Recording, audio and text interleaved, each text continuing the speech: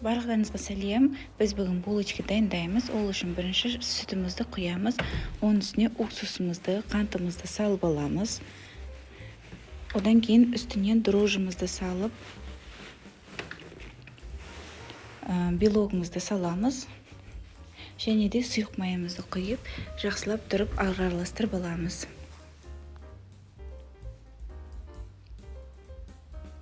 Араластырып болғаннан кейін үстінен ұнымызды електен өткізіп бірақ саламыз.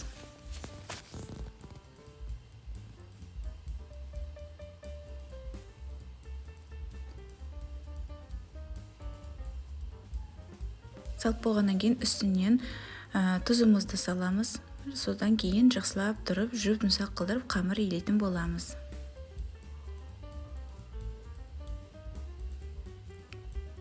Қамырымызды 8 минуттай илеп шығамыз. Барлығын қамырымызды басын қосып, жұмсақ қылдырып илеп, оны жылы жерге, салфанға немесе жылы жерге салып, бетін жауып қойып қоямыз.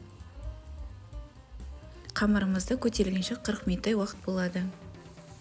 Қамырымыз көтеріліп, жұмсақ болып шықты.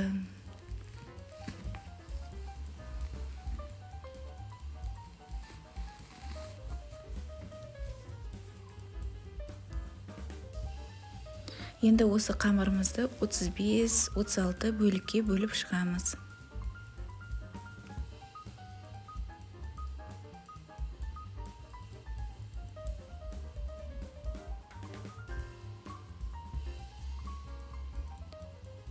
Әр бөлігімізді шарик қылдырып, домалақтап шығамыз. Видеодағындай қылдырып, басын біріктіріп.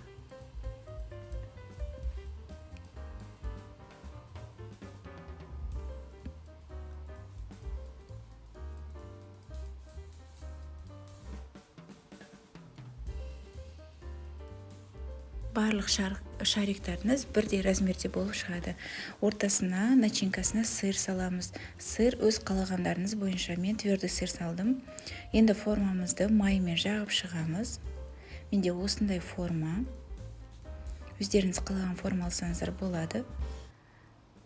Енді әр шаригіміздің ішіне начинка ретінде сырымызды салып, қайтадан орап, видеодағындай қылдырып, ыдысымызға қойып шығамыз.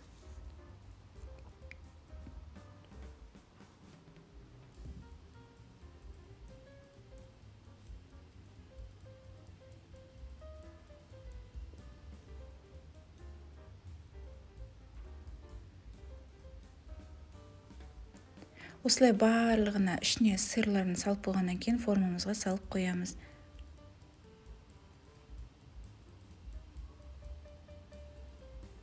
Енді бетін 20 минутқа қойып қоямыз.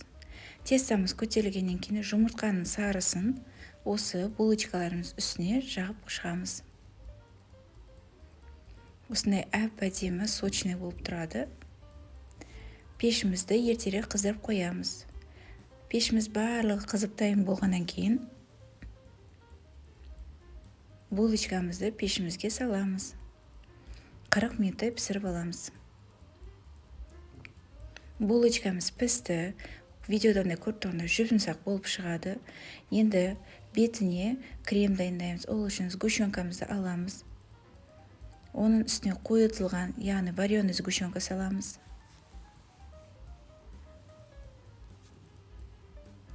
Және де плавленый сыр саламыз.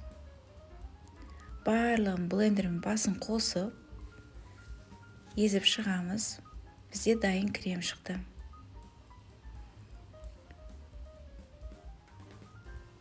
Енді осы кремімізді салфанға немесе осындай бір пакетикке салып, булочкаларымыз үстіне жағып шығамыз.